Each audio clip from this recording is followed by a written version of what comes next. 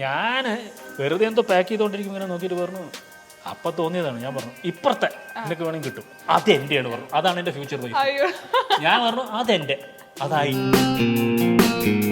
അപ്പൊ വൈഫ് എന്റെ കൊറേ കുട്ടികള് ബാക്കിലുണ്ടായിരുന്നു കേട്ടോ.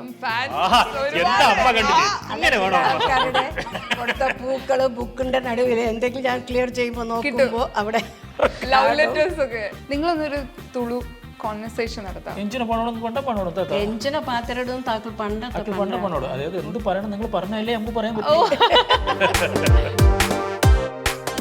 ഇന്നലെ കൊഞ്ചം എഡ്ഡ പാല സിക്കുന്നു എന്നെ പുണ്യ. ഞാൻ പറയാതെ ഇതുപോലത്തെ ഒരു മകനെ കിട്ടിയത് എന്റെ ഒരു പുണ്യമാണ്. ആ പുണ്യം പറഞ്ഞ വാക്കുകൾ കിട്ടി 2 ദിവസം ഞാനും വിളിക്കത്തുള്ളൂ. പഠിക്കുന്നുണ്ട്, നല്ല സ്റ്റുഡൻറ്റാ. Thank you. അസത്ത് കുറച്ച് മുടിയൊക്കെ വളർത്തിട്ട് ഫുൾ യോയോ. ആ മുടി ഇപ്പൊ ഇങ്ങനെ യോയോ എനിക്കറിയില്ല. എപ്പോഴും തലയ്ക്ക് എണ്ണ ഇട്ടിട്ട് ഇതൊക്കെ ചെയ്യാൻ അല്ല അമ്മ പറയേ എത്ര മസാജ് ചെയ്തിട്ട് കാര്യം ഉണ്ടായില്ല, എണ്ണ ഇട്ടിട്ട് പോയി എല്ലാം പോയി. അത് എണ്ണയിട്ട് അങ്ങനെ വഴിക്ക് പോയി. ഈ രാജേട്ടന് ഇത്രയും മെമ്മറീസ് ഒക്കെ ഉള്ളതുകൊണ്ട് ആരെങ്കിലും പുതിയ ആളുകൾ വരുമ്പോൾ കാണിച്ചു കൊടുക്കാൻ ഭയങ്കര ഇഷ്ടമാണ്. അപ്പൊ ഞാൻ ഉള്ളിൽ അറിയാതൊരു നാഗവല്ലി വരും, വർഷങ്ങൾക്ക് മുമ്പുള്ള സ്ഥലം, ഇത് ഇത്ര വർഷം പഴക്കമുള്ളത്.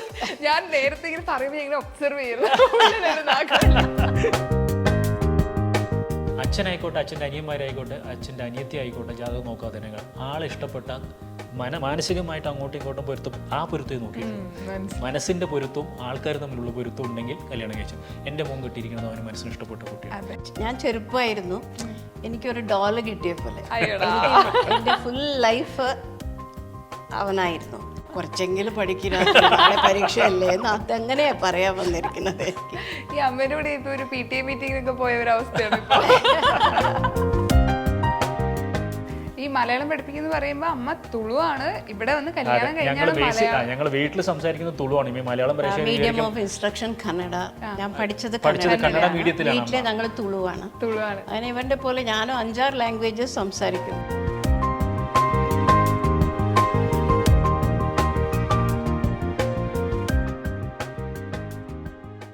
അപ്പൊ ഞാൻ 3 ഫോട്ടോസ് കാണിക്കാം രാജേട്ടന്റെ. ആ ഫോട്ടോ കാണുമ്പോൾ ഒരു മെമ്മറി പറയണം. ആ പ്രായത്തില് എങ്ങനെയായിരുന്നു രാജേട്ടൻ എന്ന് പറയണം. ഓക്കെ, ആദ്യം ട്രൈ ചെയ്യാം. അത് എൻ്റെ ഫസ്റ്റ് കുട്ടിയാണ്. ഞാൻ എന്താ പറയാ, ഞാൻ ചെറുപ്പമായിരുന്നു, എനിക്കൊരു ഡോള് കിട്ടിയ പോലെ. എൻ്റെ ഫുൾ ലൈഫ് അവനായിരുന്നു. പിന്നെ ഈ ഉറക്കത്തിൽ കൂടി ഡ്രീം എന്തെങ്കിലും വരുന്നു എന്ന് വെച്ചാൽ ആരെങ്കിലും അവനെ ഉപദ്രവിക്കാൻ വരുന്നു, ഞാൻ പ്രൊട്ടക്റ്റ് ചെയ്യണം, അങ്ങനത്തത്. And you was such a sweet child. അത്രയ്ക്ക് ഞാൻ എൻജോയ് ചെയ്തിട്ടുണ്ട് അവൻ്റെ ചൈൽഡ്ഹുഡ്. അതാണ് ഇത് കാണുമ്പോൾ അയ്യോ ഇത്ര വേഗ ദിവസങ്ങൾ ഓടിയില്ലേ, ഇപ്പൊ അവൻ്റെ മക്കള് വലുതായിട്ട് അവർക്ക് കല്യാണം. ഈ സമയത്ത് എന്തെങ്കിലും ഒരു കുസൃതി എങ്ങനെ, നല്ല കുട്ടിയായിരുന്നോ? ഈ അത് അവിടെ തന്നെ ചോദിക്കണം. ആ വയസ്സിൽ എനിക്ക് ഒന്നും ഓർമ്മയില്ല. കുസൃതി തീരെ ഇല്ല എന്നൊന്നും പറയാൻ പറ്റില്ല. അതൊക്കെ ഉണ്ടായിരുന്നു, പക്ഷെ സ്വീറ്റ് വേ. ഓക്കെ. പിന്നെ എപ്പോഴും ആദ്യം പറഞ്ഞു വരുന്നത് കൊള്ള പറഞ്ഞ കൊടുക്ക്. നമ്മുടെ ഭാഷയിൽ പറയാൻ തുടങ്ങിയത്. പിന്നെ എപ്പോഴും തൊയ്ക്കന്നെ ബാക്കിലെന്നോ ഒരു ഷോപ്പ് ഉണ്ട്, ഞാൻ അത് പോയിട്ട് വാങ്ങിട്ട് വരട്ടെ, ഇത് പോയിട്ട് വാങ്ങിട്ട് വരട്ടെ, അത് ഉണ്ടായിരുന്നു. അങ്ങനത്തത് ചെറിയ ചെറിയ സർട്ടൺ തിങ്സ് ലൈക്ക്. ഞാൻ ഡിമാൻഡിങ് അല്ല എന്ന് പറഞ്ഞു. ഇത് അവന് ഈസി ആയിട്ട് കിട്ടണതല്ലേ. അമ്മയ്ക്ക് അങ്ങനെ അങ്ങനത്തെയാണ് അവൻ്റെ ചെറുപ്പത്തിൻ്റെ. 1-2 അല്ല, അവൻ്റെ ഗ്രാൻഡ് ഫാദർ ഉണ്ടായിരുന്നു ഇവൻ ജനിച്ച സമയത്ത്. ദാറ്റ് ഈസ് ഡോക്ടറുടെ അച്ഛന്. അവർക്കും ഇവൻ തന്നെ ആയിരുന്നു ലൈഫ്. എവിടെയോ ഒരു പ്രോഗ്രാമിന് പോയപ്പോൾ ഒരുപാട് കരഞ്ഞു. തിരിച്ചു വന്നിട്ട് ബെഡിൽ വെച്ചത് അവരെ കണ്ടതും ഇത്ര വലിയ ചിരി. അങ്ങനെ ഇവൻ്റെ ഈ ചെറുപ്പം വാസ് മനോഹരമായിരുന്നു. എനിക്ക് വേറെ വേർഡില്ല പറയാൻ. ഈ സ്കൂൾ ടൈമിലൊക്കെ എങ്ങനെയാ പഠിക്കാനൊക്കെ നല്ല മിടുക്കനാണ്. പക്ഷെ കുറച്ച് വലുതായപ്പോ അത്രയ്ക്ക് കോൺസെൻട്രേഷൻ പോയി കേട്ടോ. അവന് കിട്ടാനുള്ള ഇത് അവന് SLCയിൽ he got a first class and everything, but is അതിലേറെ എത്രയോ ബെറ്റർ സ്കോർ ചെയ്യുന്ന ഒരാളാണെന്ന് എനിക്കറിയാം. അത്രയ്ക്ക് എഫേർട്ട് ഇട്ടിട്ടില്ല ആ സമയത്ത്. അത് ഫസ്റ്റ് ക്ലാസ് കിട്ടിയപ്പോൾ ദൈവത്തിൻ്റെ അടുത്ത് ഓടി അപ്പോൾ പോയിട്ട് അവരെ ഡൗട്ടായിരുന്നു തോന്നുന്നു. നല്ല സ്റ്റുഡൻറ് അല്ല എന്ന് ഞാൻ പറയില്ല, പക്ഷേ അത്ര എഫേർട്ടൊന്നും അവൻ ഇട്ടിട്ടില്ല ആ സമയത്ത്. He could have done better. പക്ഷെ അതുകൊണ്ട് ഒരു ചേഞ്ച് ഒന്നും ലൈഫിൽ വന്നു എന്ന് എനിക്ക് തോന്നുന്നില്ല. കോളേജിലേക്ക് ഈസി ആയിട്ട് അവനെ ഇത് സീറ്റ് കിട്ടി ഒക്കെ ചെയ്തതായി. പക്ഷെ അമ്മയായ ഇതിലേക്ക് നമുക്ക് തോന്നുന്നില്ലേ ഇനിയും ബെറ്റർ മാർക്സ് അവന് ഡിസ്റ്റിങ്ഷൻ കിട്ടുമായിരുന്നു. ആ സമയത്തൊക്കെ ഡിസ്റ്റിങ്ഷൻ വാസ് എ വലിയ ഒരു കാര്യം. 30-40 വർഷം മുമ്പല്ലേ. അവന് ഡെഫിനറ്റ്ലി അത് കിട്ടാനുള്ള കഴിവ് അവന് ഉണ്ടായിരുന്നു. പക്ഷെ അവൻ അത്രത്തോളം ഇത് ഇട്ടിട്ടില്ല. വേറെ എൻ്റെ മോള് അങ്ങനെയല്ല. അവള് കുറേ പെൺകുട്ടിയല്ലേ, ഞാൻ മതി പഠിച്ചതെന്ന് പറയായിരുന്നു. ഇവന്റെ അടുത്ത് അങ്ങനത്തെ ഒരു ഇതേ വന്നിട്ടില്ല. കുറച്ചെങ്കിലും പഠിക്കുന്ന പരീക്ഷയല്ലേ എന്ന് അതെങ്ങനെയാ പറയാൻ വന്നിരിക്കുന്നത്. ഈ അമ്മേന്റെ കൂടെ ഇപ്പൊ ഒരു PTA മീറ്റിങ്ങിനൊക്കെ പോയ ഒരു അവസ്ഥയാണ് ഇപ്പൊ. ആ സമയത്ത് എങ്ങനെ ഈ പറഞ്ഞ ടീച്ചറാണ്, അച്ഛൻ ഡോക്ടറാണ്, അപ്പൊ ഒരു പ്രഷർ ഉണ്ടാവില്ലേ? ഇല്ല, സത്യം പറഞ്ഞാൽ ഒരു മേ ബി 4th സ്റ്റാൻഡേർഡ് വരെയൊക്കെ ഉണ്ട്. പക്ഷെ 5th 6th കഴിഞ്ഞിട്ട് ഇവർ പിന്നെ അങ്ങനെ പഠിപ്പിക്കാൻ നോക്കിയിട്ടില്ല. ഞാൻ 4th സ്റ്റാൻഡേർഡ് വരെ പഠിപ്പിച്ചിട്ടുള്ളൂ എൻ്റെ 2 കുട്ടികളെ. അതാ ഞാൻ പറഞ്ഞത്, എൻ്റെ മലയാള ജ്ഞാനം 4ാം ക്ലാസ്സിലെ അത്രേ മലയാളം ഉള്ളൂ, അതിലേറെ കൂടുതലില്ല. പക്ഷെ എനിക്ക് വായിക്കുക, പിക്ചറുടെ പേരോ അത് ചെറുത് പേപ്പറിൽ എന്തെങ്കിലും ഫാസ്റ്റായിട്ട് വായിക്കാൻ പറ്റില്ല. ബിക്കോസ് അത്രേ ഞാൻ പഠിച്ചിട്ടുള്ളൂ മലയാളം. പക്ഷെ അവരെ മലയാളം പഠിപ്പിച്ചത് ഞാനാണ് വീട്ടിലിരുന്നിട്ട്. ടിൽ 4th സ്റ്റാൻഡേർഡ് വളരെ ഇത് കൃത്യമായിട്ട് ഞാൻ നോക്കിക്കൊണ്ടിരുന്നു. ഹോംവർക്ക് ചെയ്യുന്നുണ്ടോ, കറക്റ്റ് ഇതാവുന്നുണ്ടോ എന്നൊക്കെ. അത് കഴിഞ്ഞിട്ട് അവർ തന്നെയാണ് ഒക്കെ ചെയ്തോണ്ടിരുന്നത്. പിന്നെ കോളേജിൽ എത്തുമ്പോഴേക്കും ഞാൻ പ്രൊഫഷണലായിട്ട് പാടാൻ തുടങ്ങിയിട്ടുണ്ടായിരുന്നു. സെക്കൻഡ് ബ്രീഡ് കഴിഞ്ഞപ്പോൾ സത്യം പറഞ്ഞ ഫീസിനും കൂടി ചോദിച്ചിട്ടില്ല. എന്താ പറഞ്ഞാൽ അന്ന് ഞാൻ I use to earn from degree onwards. Because ഞാൻ പ്രിമിറ്റീവ് നൈറ്റ്സ് കൊണ്ടൊരു ബാൻഡ് ഉണ്ടായിരുന്നു. അപ്പോൾ അത് കോളേജ് ബാൻഡായിരുന്നു. ഞങ്ങൾ ആദ്യം വിക്ടോറിയ കോളേജ് ബാൻഡായിരുന്നു. പിന്നെ ഞങ്ങളത് പുറത്തൊക്കെ പോയി അന്നത്തെ കാലഘട്ടത്തിൽ പോക്കറ്റ് മണിക്ക് അത് ധാരാളമായിരുന്നല്ലോ. അന്ന് ഓൾ ഓവർ സൗത്ത് ഇന്ത്യ ഞങ്ങൾ പോയി പ്ലേ ചെയ്യായിരുന്നു. ഈ മലയാളം പഠിപ്പിക്കുന്ന പറയുമ്പോ അമ്മ തുളുവാണ്, ഇവിടെ വന്ന് കല്യാണം ഞങ്ങൾ വീട്ടിൽ സംസാരിക്കുന്നത് തുളുവാണ്. ഈ Malayalam medium of instruction Kannada. ഞാൻ പഠിച്ചത് കന്നഡ മീഡിയത്തിലാണ്. വീട്ടിലെ ഞങ്ങൾ തുളുവാണ്. അങ്ങനെ ഇവന്റെ പോലെ ഞാനും 5-6 ലാംഗ്വേജസ് സംസാരിക്കും. ആഹാ, അടിപൊളി. ഇതിപ്പോ മറ്റേ എല്ലാ ഭാഷകളും സംസാരിക്കും. ഞാൻ നേരത്തെ നമ്മൾ വെറുതെ ക്യാമറ ഇല്ലാതെ സംസാരിച്ചപ്പോൾ പറഞ്ഞിരുന്നല്ലോ, ഇതൊരു കഴിവായിട്ടല്ല പറയുന്നത്. നമുക്കൊരു സർക്കംസ്റ്റാൻസസ് ആണ്. അതായത് നമ്മൾ സാഹചര്യമാണ്. നമുക്ക് പറഞ്ഞേ തീരൂ. വീട്ടിലും തുളു അറിയണം, നാട്ടിൽ പോയ കന്നഡ അറിയണം. പാലക്കാട് ജനിച്ചു വളർന്നുകൊണ്ട് മലയാളം വെള്ളം പോലെ പറയും. പാലക്കാട് ബോർഡർ ഏരിയ ആയതുകൊണ്ട് തമിഴ് വളരെ ഫ്ലുവൻ്റ് ആയിട്ട് അമ്മയും പറയും, ഞാനും പറയും, എല്ലാവരും പറയും. നമ്മൾ തമിഴരാണോ വിചാരിക്കും. ഞാൻ ചെന്നൈയിൽ പോകുമ്പോൾ കോയമ്പത്തൂരാ ചോദിക്കും അവിടുത്തെ ആൾക്കാർ. എന്താ പറഞ്ഞാൽ എൻ്റെ കോയമ്പത്തൂർ തമിഴുടെ ചോയാണ്, ബോർഡറില്ലേ. പിന്നെ സ്കൂളിൽ പോയതുകൊണ്ട് ഇംഗ്ലീഷ് പറയും, ഹിന്ദി പറയും. അപ്പോൾ ഈ 6 ലാംഗ്വേജ് മിനിമം നമ്മൾ പറഞ്ഞേ തീരൂ. മക്കൾ തന്നെ ഇപ്പൊ കുട്ടികൾ തന്നെ 4ാം ക്ലാസ് 3ാം ക്ലാസ് ഒക്കെ ആകുമ്പോൾ തന്നെ 4 മസ്റ്റാണ്. ബാക്കി 2 പിന്നെ പിക്ക് ചെയ്യും. വേറെ കുട്ടികൾ ഇപ്പൊ അസലായിട്ട് ഈ ലാംഗ്വേജസ് ഒക്കെ സംസാരിക്കും. അമേരിക്കയിലുള്ള കുട്ടികൾക്ക് പറ്റില്ല. പക്ഷെ എൻ്റെ മകള് അവർക്കും തുളു മസ്റ്റായിട്ട് പഠിപ്പിക്കും. എൻ്റെ അനിയത്തി വീട്ടിൽ തുളുവേ സംസാരിക്കുള്ളൂ കുട്ടികളുടെ അടുത്ത്. എന്തുകൊണ്ടാ പറഞ്ഞാൽ നാട്ടിൽ വന്ന് ഇവിടെ ഇംഗ്ലീഷല്ലോ പറയണ്ടത്, നമ്മുടെ സ്വന്തം ഭാഷയിൽ സംസാരിക്കണ്ടേ. ബിക്കോസ് ഇംഗ്ലീഷ് അവർ വെള്ളം പോലെ പറയും. അവിടെ സ്കൂളിൽ പോയ ഇംഗ്ലീഷാണ്, കടയിൽ പോയ ഇംഗ്ലീഷാണ്, ഫ്രണ്ട്സിനെ കണ്ട ഇംഗ്ലീഷാണ്. അപ്പോൾ അവിടെ ഇംഗ്ലീഷ് പഠിപ്പിക്കേണ്ട അത്യാവശ്യമില്ല. അവിടെ തുളു അറിയണം എന്നുള്ള നിർബന്ധം കാരണം വീട്ടിൽ തുളു സംസാരിക്കും. അതുപോലെ ഞങ്ങൾ ഇവിടെ വീട്ടിൽ എൻ്റെ വൈഫ് അടക്കം മലയാളിയാണ്, പക്ക മലയാളിയാണ്. അസലായിട്ട് തുളു പറയും. നിങ്ങളൊന്നൊരു തുളു കോൺവെർസേഷൻ നടത്താം. എഞ്ചിനെ പാത്രടും താക്കൾ പണ്ടോട് അതായത് എന്ത് പറയണം നിങ്ങൾ പറഞ്ഞല്ലേ നമുക്ക് പറയാൻ പറ്റും. മകനെ കുറിച്ച് 2 വാക്ക് നല്ല പുകഴ്ത്തിക്കൊണ്ട് പറഞ്ഞേ. തുളു ഇന്നലെ കൊഞ്ച് എഡ്ഡ പാല സിക്കുന്നു എന്നെ പുണ്യ. ഞാൻ പറയാതെ ഇതുപോലത്തെ ഒരു മകനെ കിട്ടിയത് എന്റെ ഒരു പുണ്യമാണ്.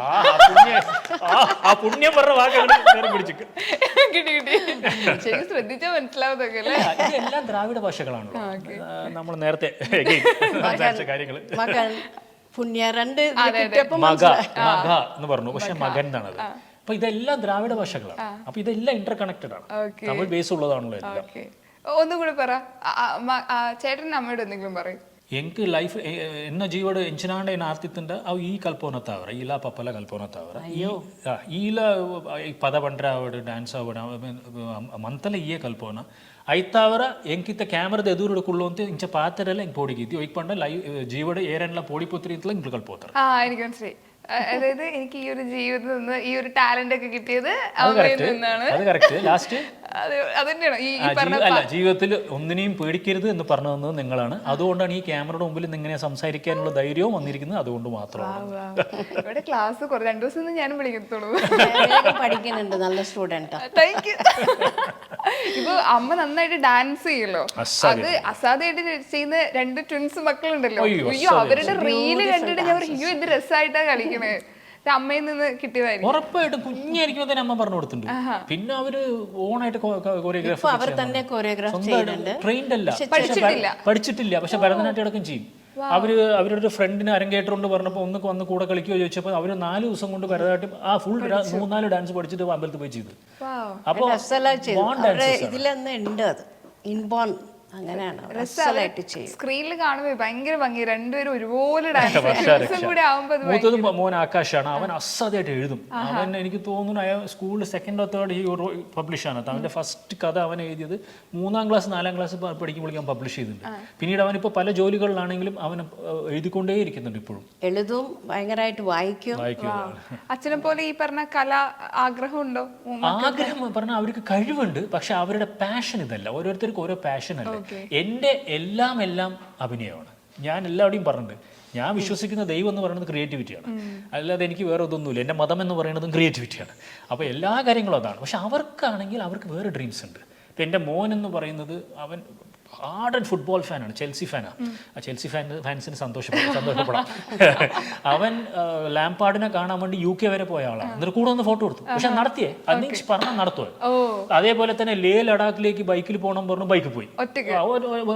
ഉണ്ടായിരുന്നില്ല, 3-4 ഫ്രണ്ട്സ് ഉണ്ടായിരുന്നു കൂടെ. അങ്ങനെ ലേ ലഡാക്കിലേക്ക് പോയി. ഇപ്പൊ അവനെ കല്യാണം കഴിക്കാൻ പോകുന്ന കുട്ടി കിട്ടിയിരിക്കുന്നത് കറക്റ്റ് അതുപോലത്തെ ആൾ തന്നെയാണ്. ഭയങ്കര ഫോട്ടോഗ്രാഫറാണ്. ഉള്ള മഞ്ഞുമലയ്ക്കും മറ്റതും മറിച്ചും ട്രാവലിംഗ് പ്രാന്തമാണ്. ഇപ്പൊ നേരത്തെ ഞാൻ പറയുമ്പോൾ ഭയങ്കര ക്യൂരിയസ് ആയിട്ട് നമ്മൾ നോക്കി കാര്യമാണ്. ഇവിടെ അമ്മ കല്യാണം കഴിച്ച് വന്നിട്ടാണ് ഇവിടെ വിളക്ക് വെച്ച് പ്രാർത്ഥിക്കാനൊക്കെ തുടങ്ങിയത്. യെസ്, ഈ പറഞ്ഞ ജാതക നോക്കില്ല, അതൊക്കെ ഒരു വലിയൊരു കാര്യമാണ് ഇന്നത്തെ കാലത്ത് കേട്ടോ. അതെങ്ങനെയാ നോക്കി കാണുന്നത്? അല്ല, അതെങ്ങനെ പറഞ്ഞാൽ എൻ്റെ ഫാദറിനുള്ള വളരെ വളരെ നല്ല ആളായിരുന്നു. പക്ഷെ അവരുടെ ഫസ്റ്റ് വൈഫ് ക്യാൻസറിൽ മരിച്ചതാണ്. അവർ ദിവസവും ഇറ്റ് സീംസ് 3 മണിക്കൊക്കെ എണിച്ചിട്ട് പൂജ ചെയ്യുന്ന ആളായിരുന്നു. അപ്പൊ ഞാൻ ഇത്രയൊക്കെ പ്രാർത്ഥിച്ചിട്ടും വേദന കൊടുത്തിട്ടില്ലേ പറയുന്ന ഒരു ഡിസ്ഗസ്റ്റിലെ അവർ ആ ദൈവ പൂജാ മുറി എന്നുള്ള ഒരു പൂജാ മുറി എന്നൊരു മുറിയില്ല ഉണ്ടായിരുന്നില്ല. അപ്പോ എനിക്ക് എൻ്റെ അമ്മ എങ്ങനെയാ പറഞ്ഞ ഭയങ്കരമായിട്ട് ഇപ്പോൾ ഇവരുടെ എൻ്റെ മദർ ഇൻ ലോ വളരെ വളരെ നല്ല ആളാണ്. എല്ലാവർക്കും ഹെൽപ്പ് ചെയ്യണം, അങ്ങനെ ഒരാളാണ്. പക്ഷെ ദൈവത്തിന് ദീപം വെക്കുക, പൂജിക്കുക, അതൊന്നും അവർ ചെയ്തുകൊണ്ടിരുന്നില്ല. ബിക്കോസ് അവരുടെ ഭർത്താവിന് പക്ഷെ എനിക്കിതൊന്നും അറിയില്ലല്ലോ. ഞാൻ വന്നപ്പോൾ മേലെ ഗുരുവായൂരപ്പൻ്റെ ഫോട്ടോ ഇതൊക്കെ കണ്ടപ്പോൾ ടെറസിലായിരുന്നു. എനിക്ക് തോന്നി അതിനൊക്കെ ഒന്ന് ക്ലീൻ ചെയ്തിട്ട് ഞാൻ ചെറുതാ അത് കൊണ്ടുവന്ന് വെച്ചിട്ട് ചെറിയ എന്തോ ദീപമൊക്കെ ഇതാക്കിയിട്ട് ഞാൻ ദീപം കൊളുത്തിയപ്പോൾ രണ്ടാളും അമ്മയാവട്ടെ, ഡോക്ടറുടെ അമ്മയാവട്ടെ അച്ഛനാവട്ടെ ഒന്നും എനിക്ക് എഗെയിൻസ്റ്റ് പറഞ്ഞിട്ടില്ല. അങ്ങനെ ഒരു നല്ല ഒരു സെറ്റപ്പ് ഞങ്ങൾ മെല്ലെ ചെയ്തു. തുടക്കത്തിൽ വെറും ആ ഫോട്ടോ വെച്ചിട്ടാണ് ദീപം കൊളുത്തിട്ട് ഈ എൻ്റെ brother in law sister in law ഒക്കെ ഇരുന്നിട്ട് എൻ്റെ അമ്മ ഭജന പഠിപ്പിച്ചിട്ടുണ്ട്. ഇപ്പോഴും അവർ പറയും ഞങ്ങൾ എന്തെങ്കിലും വലിയ ഇൻ്റർവ്യൂവിന് പോകുമ്പോൾ നമുക്ക് റാം റാം റാം ജയ സീതാറാം ആ പാട്ടിങ്ങനെ വരും, തലയിൽ അത് വന്നു പോവും, വേറെ ഒന്നും ചിന്തിക്കാൻ വയ്യ, നിങ്ങൾ മുമ്പ് പഠിപ്പിച്ചത് അങ്ങനെയൊക്കെ പറയും. അങ്ങനെയാണ് ആ ഒരു ടൈം. വളരെ ചെറുതായിരുന്നു ഞാൻ, എന്ത് ചെയ്തു അങ്ങനെ. ഇപ്പൊ ഐശ്വര്യമായിട്ട് ഞങ്ങൾ അവിടെ ഒരു ചെറിയ ഇതുപോലെ ചെയ്തു വെച്ചിട്ട്. പക്ഷെ ഇപ്പോഴും ജാതകം അങ്ങനെയൊന്നും നോക്കാറില്ല. അത് ഞങ്ങൾ വിശ്വസിക്കില്ല. അതായത് മനുഷ്യർ എൻ്റെ മുത്തശ്ശൻ എപ്പോഴും അച്ഛനും അമ്മയും പറഞ്ഞ എനിക്ക് ഓർമ്മയുണ്ട്. ഞാൻ 7 വയസ്സാകുമ്പോൾ മുത്തശ്ശൻ മരിച്ചു. അപ്പോൾ എനിക്ക് അങ്ങനെ മനസ്സിലാക്കാനുള്ളൊരു വയസ്സല്ല. പക്ഷെ ഇവർ പറഞ്ഞു തന്നിട്ട് എനിക്കറിയാം. മുത്തശ്ശൻ പറഞ്ഞിരുന്നത് നല്ല മനുഷ്യനും നന്നായിട്ട് മറ്റുള്ളവരോട് പെരുമാറാനും മറ്റുള്ളവരെ വേദനിപ്പിക്കാണ്ട് വിജയിച്ച് അതാണ് ഏറ്റവും വലിയ പ്രാർത്ഥന എന്നാണ് മനസ്സിലാക്കി തന്നത്. എനിക്ക് തോന്നുന്നു അത് അറിഞ്ഞോ അറിയാതെയോ നമ്മുടെ മുഴുവൻ എല്ലാ തലമുറകളിലേക്കും അത് വന്നിട്ടുണ്ട്. അച്ഛനായിക്കോട്ടെ, അച്ഛൻ്റെ അനിയന്മാരായിക്കോട്ടെ, അച്ഛൻ്റെ അനിയത്തി ആയിക്കോട്ടെ, ജാതകം നോക്കാതെ തന്നെ ആളിഷ്ടപ്പെട്ട മാനസികമായിട്ട് അങ്ങോട്ടും ഇങ്ങോട്ടും പൊരുത്തം ആ പൊരുത്തേ നോക്കിയിട്ടുള്ളൂ. മനസ്സിന്റെ പൊരുത്തവും ആൾക്കാർ തമ്മിലുള്ള പൊരുത്തം ഉണ്ടെങ്കിൽ കല്യാണം കഴിച്ചു. എൻ്റെ മോൻ കിട്ടിയിരിക്കുന്നത് അവന് മനസ്സിന് ഇഷ്ടപ്പെട്ട കുട്ടിയാണ്. ഞങ്ങൾ ചോദിച്ചിട്ട് പോലുമില്ല എന്താണ് അവരുടെ ബാക്ക്ഗ്രൗണ്ട്, റിലീജിയസ് ബാക്ക്ഗ്രൗണ്ട് എന്താണെന്ന്. അവൻ പറഞ്ഞു എനിക്ക് കുട്ടീനെ ഇഷ്ടമാണെന്ന്. എന്ത് കുട്ടിക്ക് നീ രണ്ടുപേർക്കും അങ്ങോട്ടും ഇങ്ങോട്ടും ഇഷ്ടമാണോ, ആർ യു ഷുവർ എന്ന് മാത്രമേ ഞങ്ങൾ ചോദിച്ചുള്ളൂ. എന്തിന് അമ്മയടക്കം അതേ ചോദിച്ചുള്ളൂ, അതായത് അച്ഛനും അമ്മയും അതേ ചോദിച്ചിട്ടുള്ളൂ. അപ്പോൾ ഞാൻ പറയണത് ഈ വിശ്വാസങ്ങൾ തെറ്റെന്നല്ല പറയണത്, ഞങ്ങൾക്കത് അതിൽ വിശ്വാസം. ഇപ്പോൾ എൻ്റെ മകളുടെ കല്യാണത്തിലും ഡോക്ടറുടെ ഒടുവിൽ തനിയെത്തി റാണി ആൻറ്റി എന്ന് പറഞ്ഞില്ല, അവരുടെ കല്യാണത്തിനും ചെക്കൻ്റെ വീട്ടുകാർ വേണം അവർക്ക് നോക്കണം, അത് നോക്കിക്കോളാൻ പറഞ്ഞു. ഞങ്ങൾ കൊടുത്തു, ഞങ്ങൾ പറഞ്ഞു അപ്പോൾ ഉണ്ടാക്കി കൊടുത്തു. പക്ഷെ ഞങ്ങളുടെ അടുത്ത് ഹോറോസ്കോപ്പ് ഉണ്ടാക്കിച്ചു അതിന് ആക്ച്വലി എണ്ണമത്തെ പിന്നെ ഉണ്ടാക്കിച്ചു. അപ്പോൾ അത് കൊടുത്തപ്പോൾ അത് യോജിച്ചവർ, ഞങ്ങൾ ഇവിടെ നോക്കിച്ചിട്ടില്ല. ബിക്കോസ് അവർ നോക്കി അവർക്ക് അത് കറക്റ്റ് ആണെന്ന് തോന്നി, അങ്ങനെ എഗെയിൻ പ്രപ്പോസൽ ഉമ്മർത്ത് പോയി. ഞങ്ങൾ നോക്കുന്നില്ല. Because only if God willing only എല്ലാം നടക്കും അല്ലേ, നമ്മുടെ കയ്യിൽ എന്താ ഉള്ളത്, അങ്ങനെയാണ് ഫ്യൂച്ചർ, അങ്ങനെയാണ്. അപ്പോൾ എല്ലാം നന്നാവട്ടെ പറഞ്ഞിട്ടാണ് ഏത് എല്ലാ കാര്യത്തിലും മുന്നോട്ട് പോകണം. അങ്ങനെയാണ് പ്രത്യേകിച്ച് അങ്ങനെ പൂജ മുറിയുണ്ട് പറഞ്ഞാൽ അങ്ങനെ വലിയ പൂജകൾ അമ്മ വിളക്ക് കത്തിക്കും നിർബന്ധമായിട്ടും. എല്ലാ ഫെസ്റ്റിവൽസിലും അമ്മ പാട്ട് പാടും, ഭജനയൊക്കെ ആ പാട്ടുകളൊക്കെ ഞങ്ങൾക്കും അറിയുള്ളൂ. അപ്പോൾ അങ്ങനെയാണ്. പക്ഷെ ഒരു വിപുലമായിട്ട് അങ്ങനെ ഇതിലൊന്നും വിശ്വാസമില്ല. ഞങ്ങൾ ജാതകവും അങ്ങനെ ഒന്നും നോക്കാറില്ല. ഓക്കെ, ഇനി അടുത്തൊരു ഫോട്ടോ കാണിക്കാണേ. കുറച്ചും കൂടി വലുതായിട്ടുള്ള ഒരു ഫോട്ടോ, ഹിസ് കോളേജ് ഡേയ്സ്.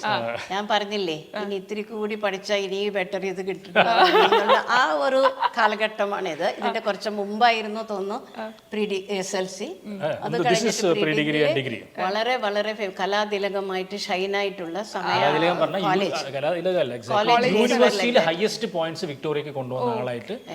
അവനെ പ്രൊസഷനിലെ അവന്റെ ഫ്രണ്ട്സ് കൊണ്ടുവന്നിട്ട് വലിയ ഒരു ഇതൊക്കെ ഉണ്ടായിരുന്നു.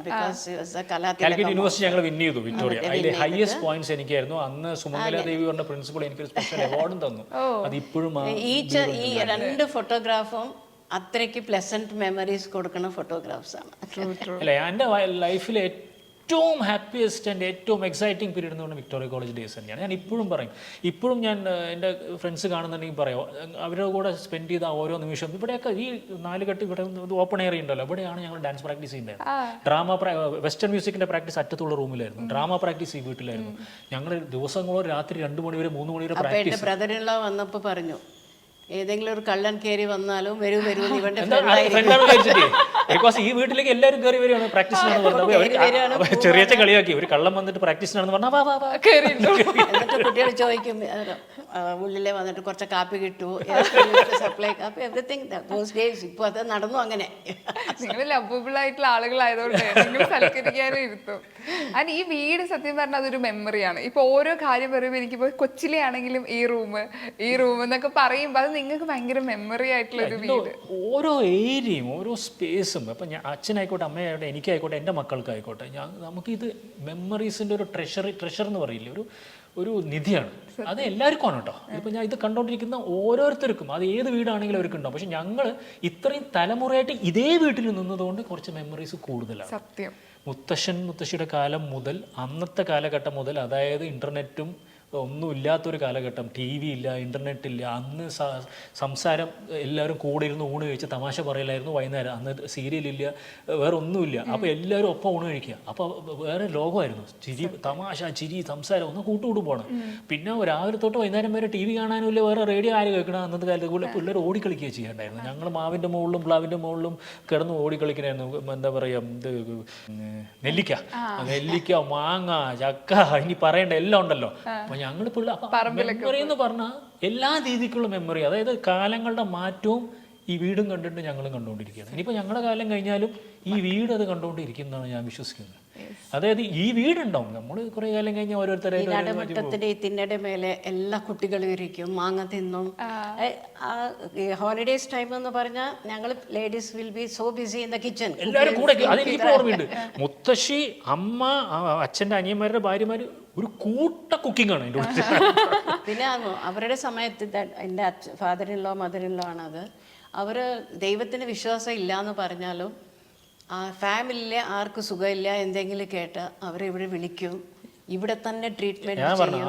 അങ്ങനത്തെ ഒരു നല്ല മനുഷ്യനാണെന്ന് പറഞ്ഞാൽ അവരുടെ നല്ല ഇതാണ് ഇവർക്കൊക്കെ കിട്ടിയിരിക്കുന്ന ഒരു ബ്ലെസ്സിങ്സ് എന്ന് ഞാൻ വിചാരിക്കുന്നത്. നമ്മുടെ വീട്ടിൽ എന്തെങ്കിലും നല്ലതാകുമ്പോൾ ഞാൻ എപ്പോഴും അവരെ ഓർക്കും. എൻ്റെ അച്ഛനമ്മയും ഇവരെയും ഞാൻ എപ്പോഴും ഓർക്കും. അവരുടെ ബ്ലെസ്സിങ്സ് ആണ്.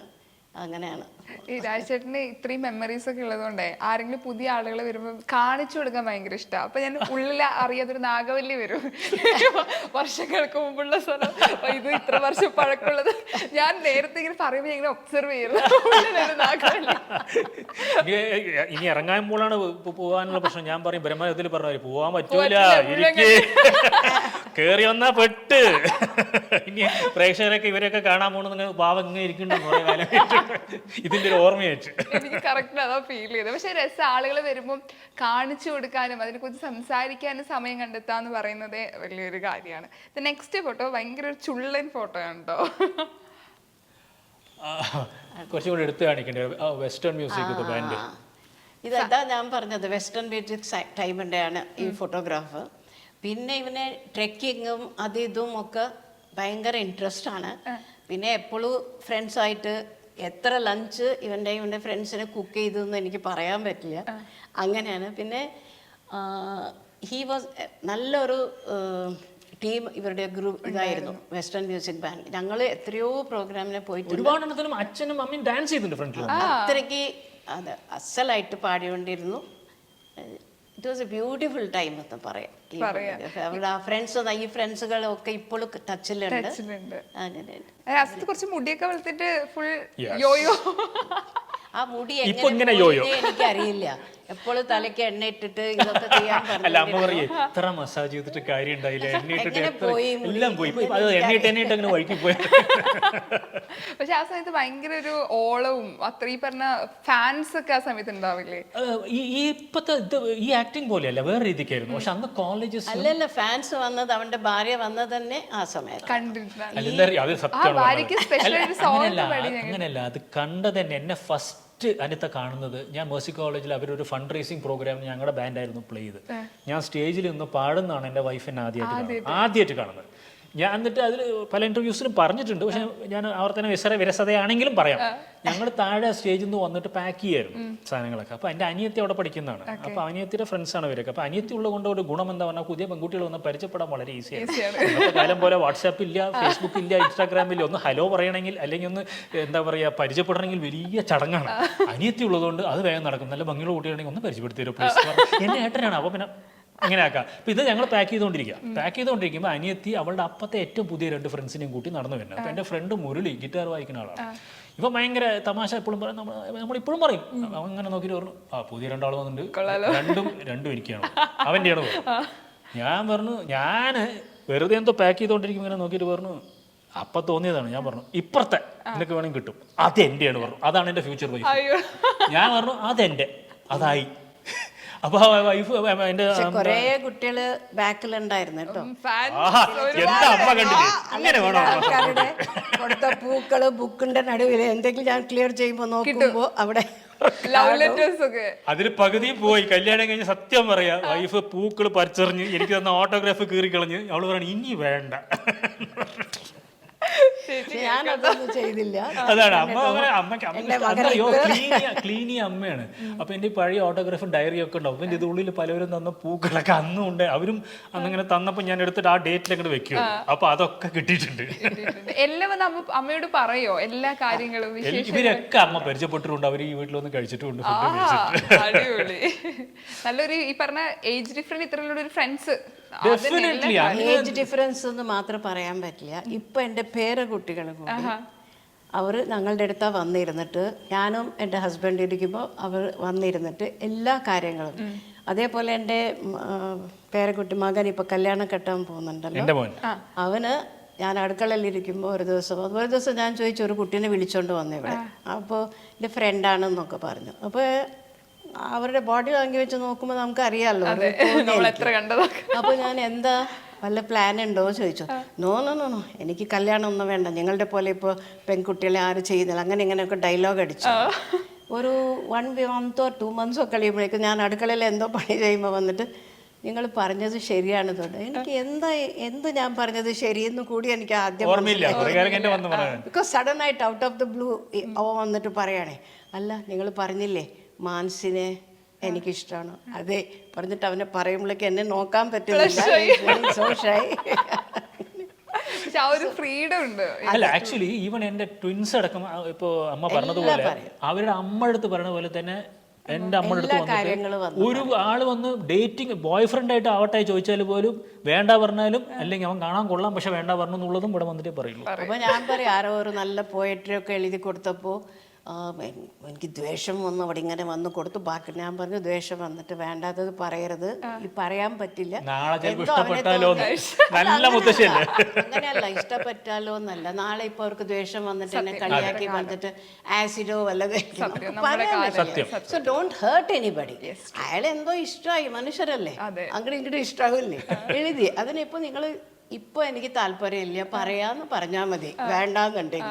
വേണമെന്നുണ്ടെങ്കിൽ ഇപ്പോഴും ഞാൻ പറയുന്നുണ്ട് ഏത് ജാതി ആയാലും എനിക്ക് പ്രശ്നമില്ല. അത് എൻ്റെ വൈഫും പറയണം, ജാതി മതം ഒന്നും പ്രശ്നമില്ല, നിങ്ങൾക്ക് മനസ്സിൽ ഇഷ്ടമാവുന്ന ഒന്നും പറ. ഞങ്ങൾക്ക് കുറെ പ്രപ്പോസൽ വരുന്നുണ്ട്, അവര് ഇല്ല വേണ്ട പറയുന്നുണ്ട്. അപ്പൊ ഞാൻ പറഞ്ഞു അങ്ങനെ നിങ്ങൾക്ക് if you like somebody, because twins ആണ്, വലിയ കഷ്ടമാണേ. ഇപ്പോ ആരെ ഇഷ്ടമാവും നമുക്ക് പറയാം. രണ്ടുപേരും അമ്മ ചോദിക്കണം, രണ്ടുപേർക്ക് ഒരാൾ ഇഷ്ടപ്പെട്ട് എന്ത് ചെയ്യും? അയ്യോ, ഇതുപോലത്തെ ഗ്രാൻഡ് മദറൊക്കെ നമ്മള് ആഗ്രഹിക്കും കുറെ പേര്. യൂട്യൂബ് ചാനൽ യൂഷ്വലി അവർക്ക് എല്ലാ കാര്യത്തിലും ഒരാൾക്ക് ഇഷ്ടമായത് ഇനി ഒരാൾക്ക് ഇഷ്ടമാവില്ലേ. അപ്പൊ കളിയാക്കും, ചെക്കനെയും പിടിച്ചിട്ട് ഒരാളെയാണ് ഇഷ്ടം പറഞ്ഞിട്ട് രണ്ടും കൂടി ചണ്ട കൂടല്ലേ എന്ന് പറഞ്ഞു. ഇപ്പൊ ഈ യൂട്യൂബ് ചാനൽ തുടങ്ങി നമുക്ക് യൂട്യൂബ് ചാനൽ കണ്ട് ഒരുപാട് ഫാൻസ് ഉണ്ട്. കാരണം പ്രത്യേകിച്ച് കുക്കിങ്ങില് ഭയങ്കര ഫാൻസ് ആണ്.